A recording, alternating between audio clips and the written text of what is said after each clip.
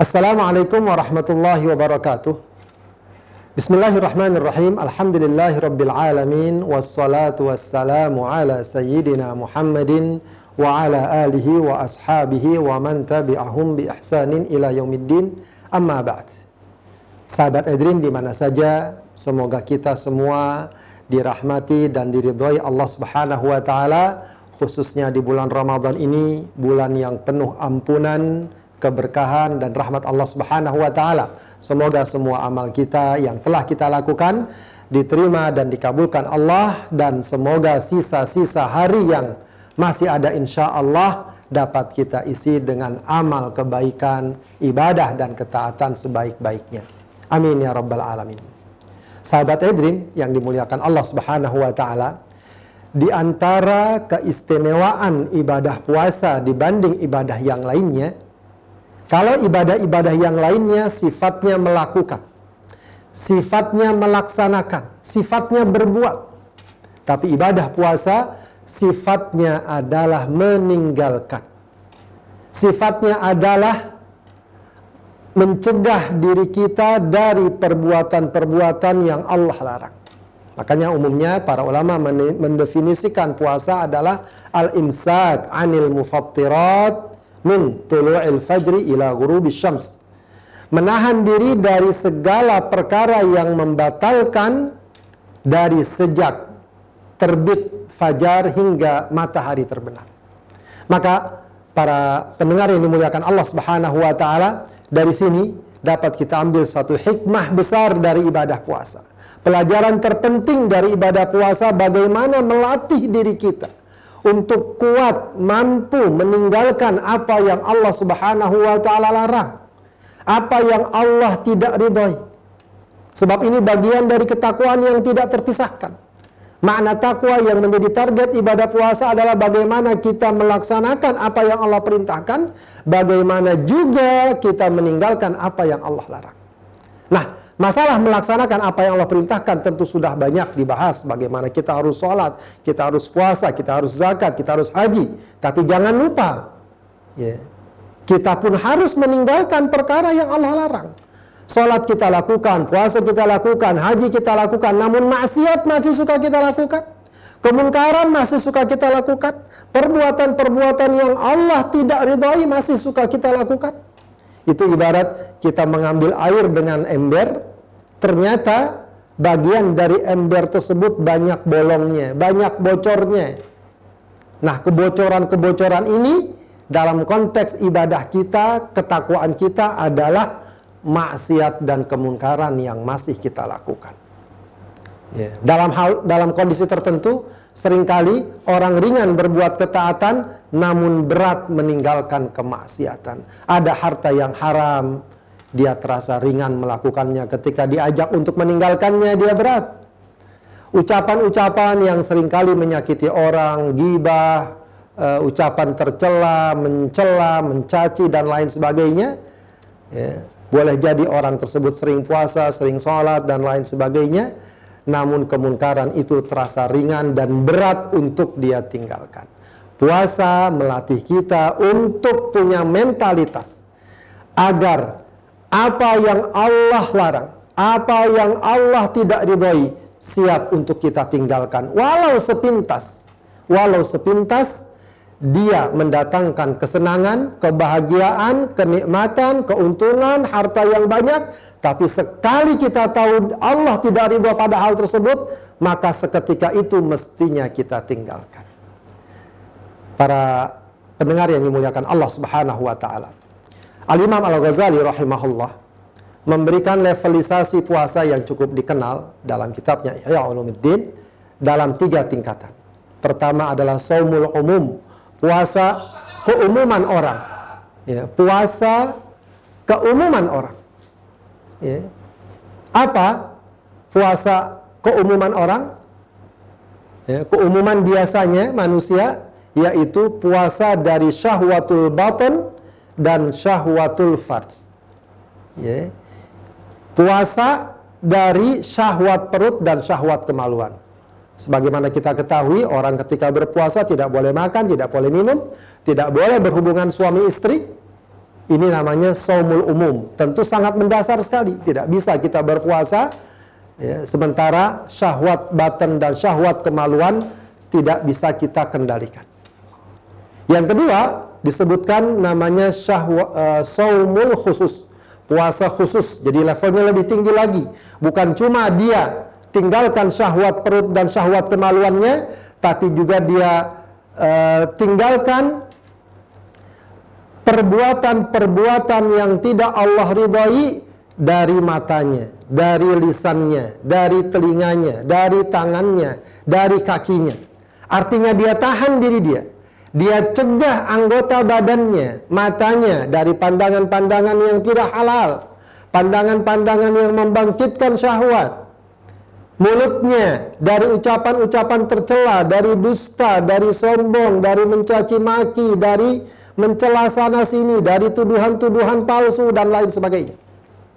Pendengarannya dari pendengaran-pendengaran yang tidak baik, pendengaran-pendengaran yang tidak Allah ridhai. Tangannya dari perbuatan-perbuatan yang Allah subhanahu wa ta'ala tidak ridhai. Dan kakinya dari langkah-langkah ke tempat-tempat yang buruk, ke tempat-tempat yang maksiat. Itu semua kalau dapat dia kendalikan agar tidak melakukan perbuatan-perbuatan yang Allah tidak ridhai, maka itulah shaumul khusus.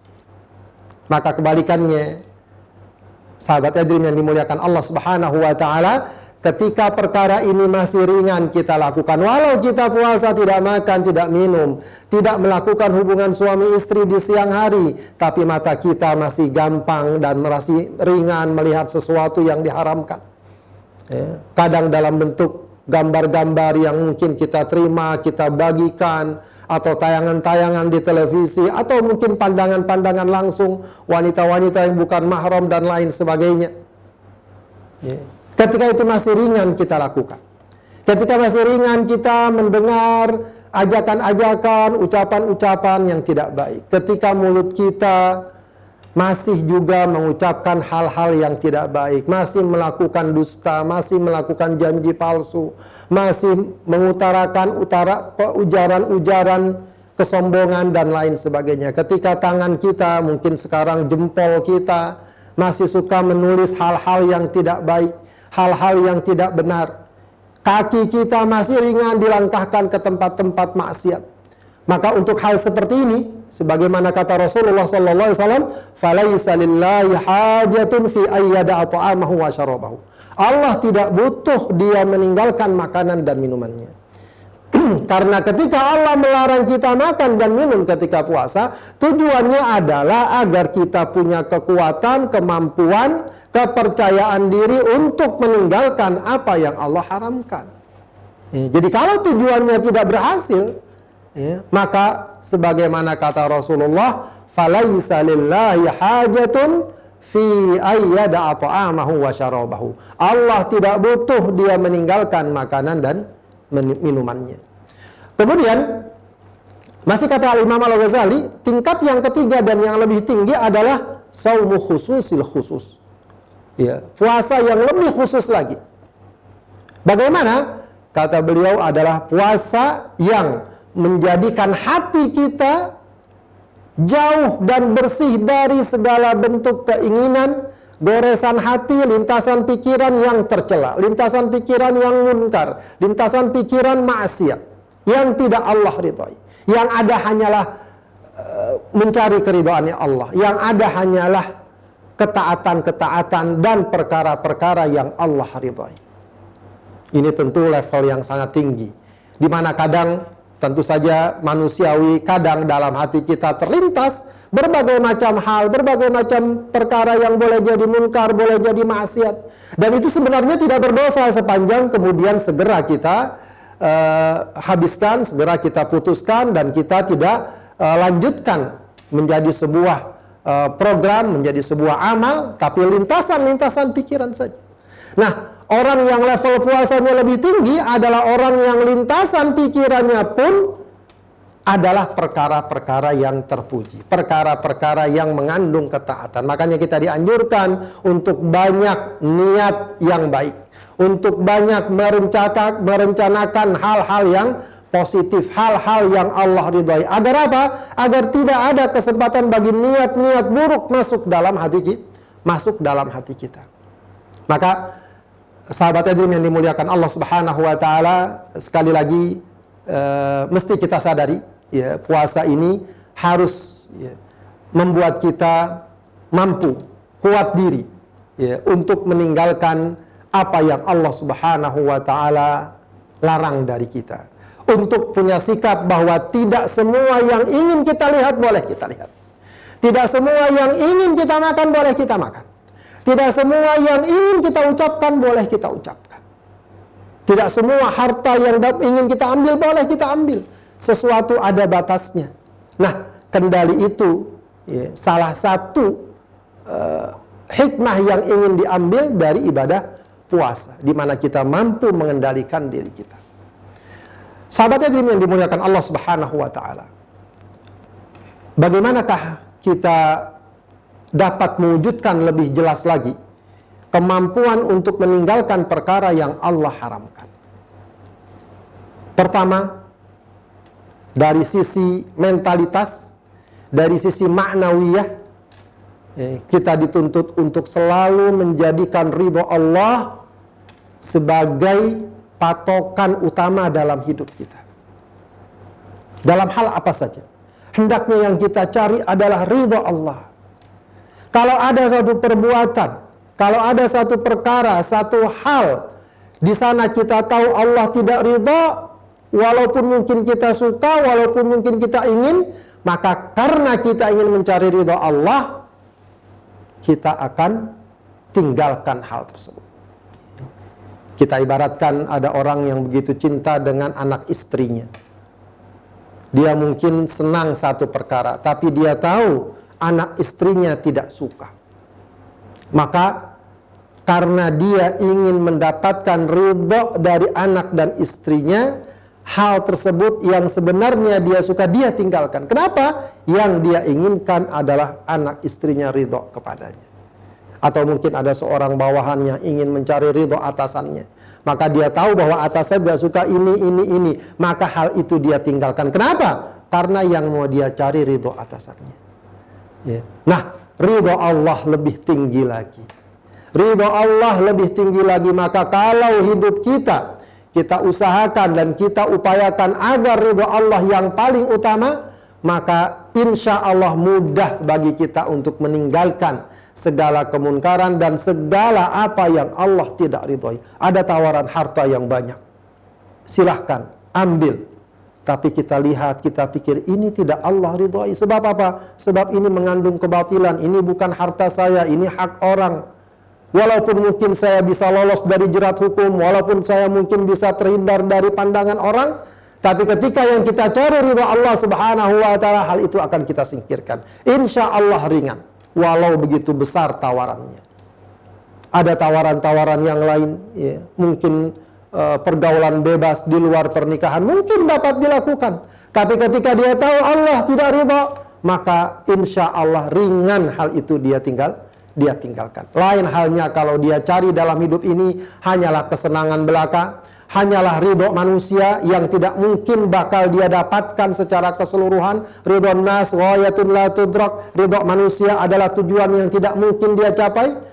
Maka ketika ada tawaran-tawaran kemungkaran, kemaksiatan, dia tidak pernah peduli. Yang penting dia senang, yang penting dia untung, yang penting dia bahagia.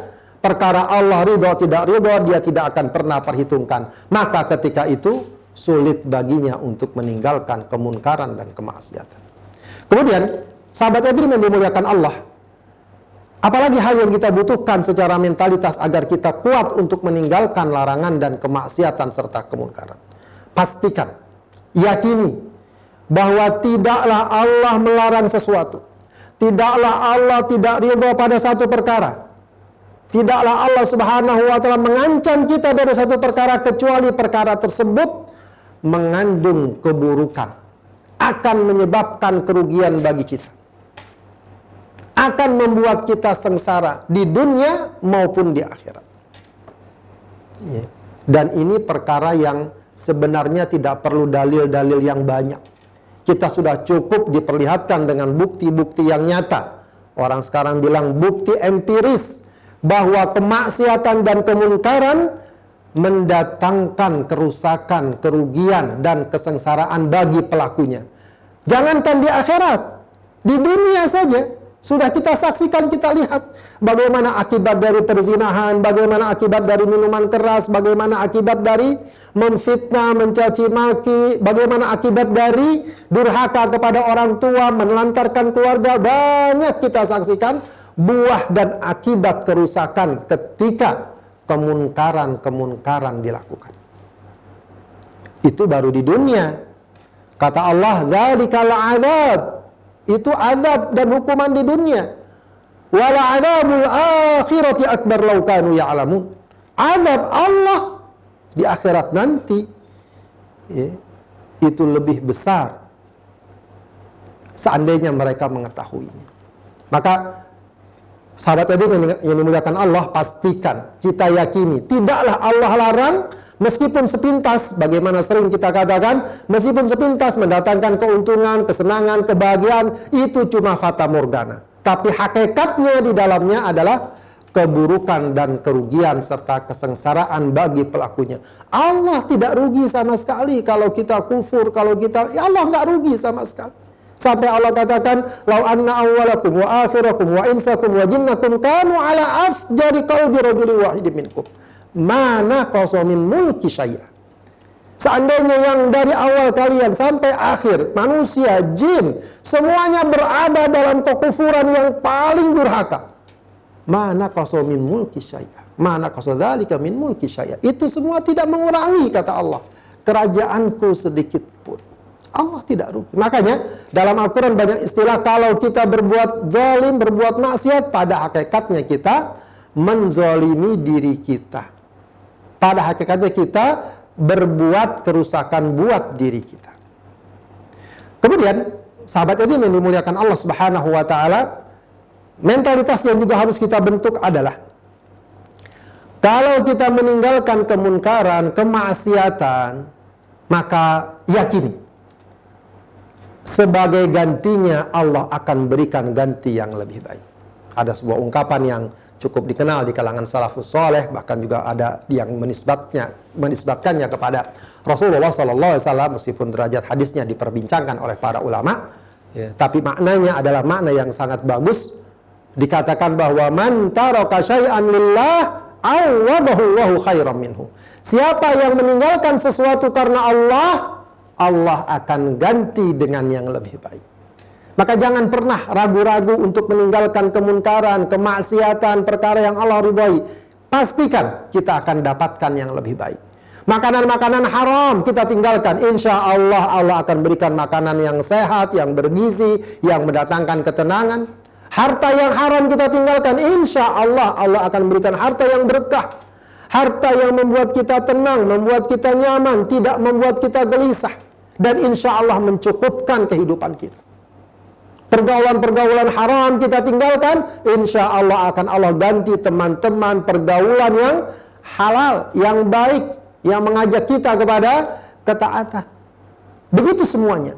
Ketika kemunkaran kita tinggalkan, insya Allah akan Allah ganti dengan yang lebih baik. Jadi jangan pernah takut.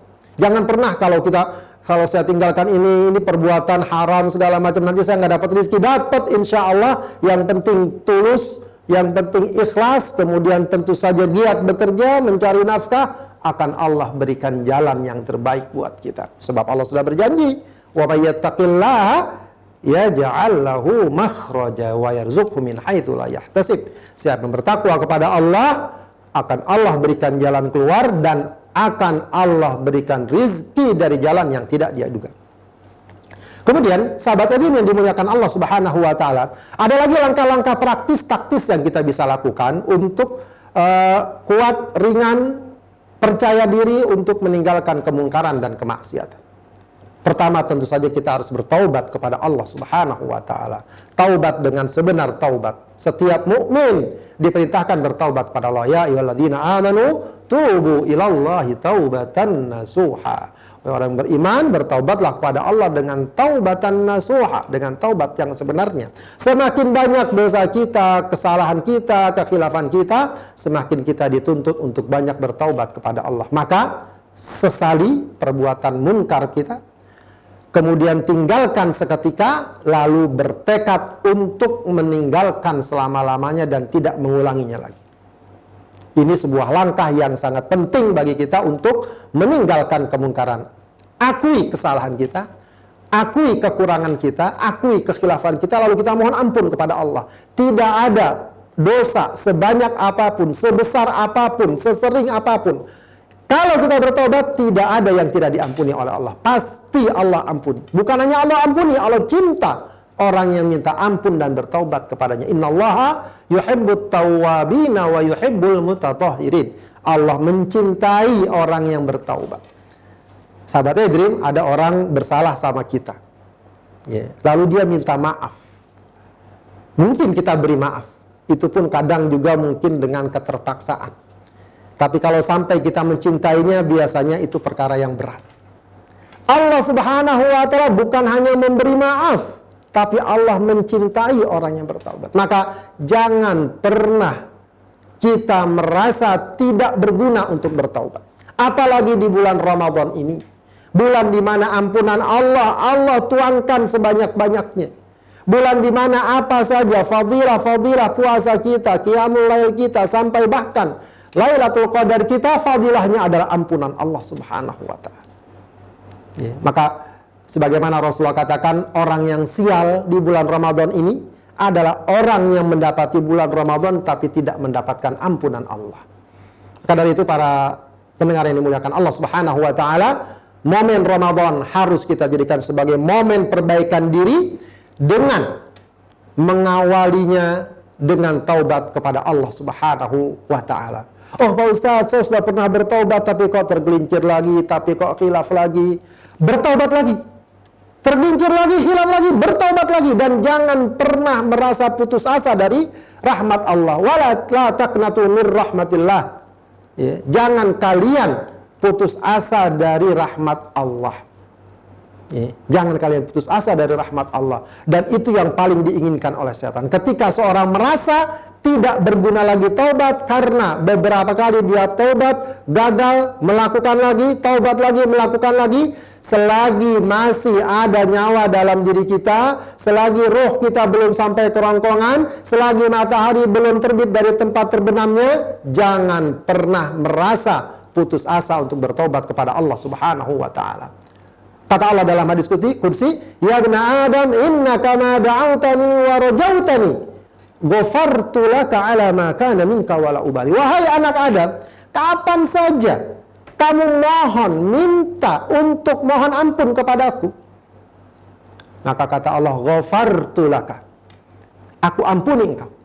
Ala ma kana minka, apapun yang ada padamu, apapun dosa yang kamu miliki, sebanyak apapun, setinggi apapun, sebesar apapun, sesering apapun, wala ubali, kata Allah, aku tidak peduli. Jadi jangan sekali-kali seseorang merasa putus asa dari taubat kepada Allah Subhanahu wa taala. Kemudian perkara yang kedua, langkah praktis yang dapat kita lakukan adalah sibukkan diri kita dari agenda-agenda dengan agenda-agenda yang bermanfaat. Ibadah, amal soleh, program-program kebaikan, bahkan walau sekedar bermanfaat dalam urusan dunia. Jangan biarkan diri kita kosong dari agenda kebaikan. Kekosongan agenda kebaikan dalam kehidupan seringkali disadari atau tidak, menarik seseorang kepada perbuatan-perbuatan munkar, maksiat, dan lain sebagainya. Awalnya cuma nongkrong-nongkrong saja, lalu ada yang mengajak bicara, ngobrol sana-sini, kemudian perlahan-lahan diajak ini, akhirnya terjadilah kemunkaran yang besar. Awalnya cuma hanya nonton televisi saja, tidak ada agenda, dia lihat tayangan-tayangan tertentu, akhirnya kemudian tertarik, lalu kemudian melakukan perbuatan-perbuatan tercela. Begitu seterusnya. Tapi ketika seseorang sibuk dengan agenda kebaikan, sibuk dengan agenda amal soleh, apalagi sibuk dengan ibadah, ya, maka insya Allah hal tersebut dengan sendirinya akan menutup celah bisikan, ajakan, godaan untuk kemaksiatan dan kemunkaran.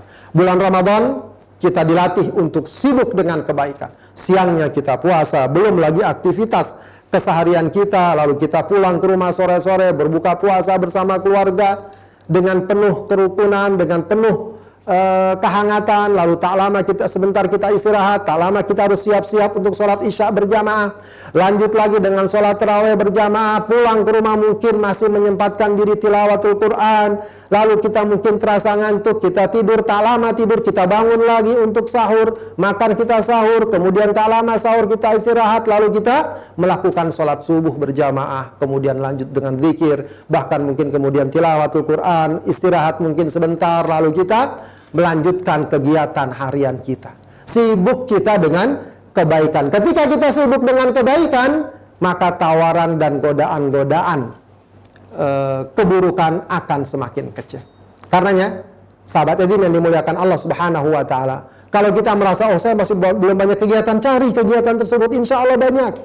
Apakah di tempat kerja kita, apakah di lingkungan kita, di masjid kita, di teman-teman kita, ciptakan. Ajak teman kita yang lain agar sibuk dengan kebaikan. Ketika kita sibuk dengan kebaikan, insya Allah akan menutup celah-celah dan peluang-peluang keburukan. Kemudian terakhir, sahabat Edim yang dimuliakan Allah Subhanahu wa Ta'ala, agar kita ringan dan mudah untuk meninggalkan kemaksiatan dan kemungkaran, tentu saja kita butuh saudara kita. Kita butuh teman kita yang satu sama lain saling mendukung, satu sama lain saling memotivasi dalam kebaikan dan mencegah dari kemungkaran. Ada dua kata kunci, kita butuh persaudaraan, kebersamaan, dan ketakwaan. Ada orang yang ingin bertakwa namun dia mengabaikan kebersamaan. Ada orang yang begitu concern dan peduli dengan kebersamaan tapi tidak peduli dengan ketakwaan. Kita tidak. Hendaknya kita bangun kebersamaan, persaudaraan, tapi dalam ketakwaan. Intinya adalah cari pergaulan-pergaulan yang soleh. Cari teman-teman yang sama-sama mengajak pada kebaikan dan meninggalkan kemunkaran. Insya Allah, semakin kita dekat dengan orang-orang yang bertakwa, dengan orang-orang yang gemar dengan amal ibadah dan jauh dari kemunkaran, kita pun sedikit banyak akan terpengaruh. Setidaknya kita malu. Setidaknya kita malu. Mudah-mudahan ke depan akan semakin menyadarkan diri kita bahwa yang namanya kemunkaran memang mutlak harus kita tinggalkan. Asyaitonu, kata Rasulullah, ma'al wahid wa ma'al itsnaini ab'ad. Wa innama dhi'bu ya'kulul ghanamal qasiyah. Setan itu kalau ada orang sendiri dia senang. Tapi kalau orang itu mulai berdua, apalagi lebih banyak, dia akan menjauh. Dan serigala akan memangsa domba yang sendirian. Makanya Rasulullah ingatkan kepada kita, al-mar'u ala dini khalilihi. Seseorang itu sangat tergantung dengan agama, kebiasaan, tabiat, perilaku sehari-hari orang-orang dekatnya. Falyanzur ahadukum man yukhalil. Maka hendaknya setiap kalian peduli, perhatikan, lihat sama siapa dia bergaul. Maka pergaulan ini sangat menentukan. Banyak sekali perbuatan kemunkaran, perbuatan kemaksiatan, sampai bahkan perbuatan pidana kriminal yang besar, awalnya adalah karena salah bergaul. Awalnya adalah karena teman dekatnya menariknya pada perkara-perkara yang munkar tadi. Maka sahabat Edim yang dimuliakan Allah, kalau kita ingin jauh dari kemungkaran, maka bergaulah dengan orang-orang yang memang sejak awal punya komitmen untuk meninggalkan segala kemungkaran dan suka melakukan ketaatan dan amal soleh kepada Allah Subhanahu wa Ta'ala. Sahabat Edim yang dimuliakan Allah Subhanahu wa Ta'ala, inilah yang dapat kami sampaikan khususnya terkait dengan hikmah dan substansi dan inti ajaran ibadah puasa, bagaimana kita mampu memiliki mentalitas dan kekuatan menahan diri kita dari segala macam bentuk kemaksiatan. Itu saja yang dapat kami sampaikan. Mohon maaf atas segala kekurangan. Sampai bertemu di lain kesempatan. Al-afu minkum. Wassalamualaikum warahmatullahi wabarakatuh.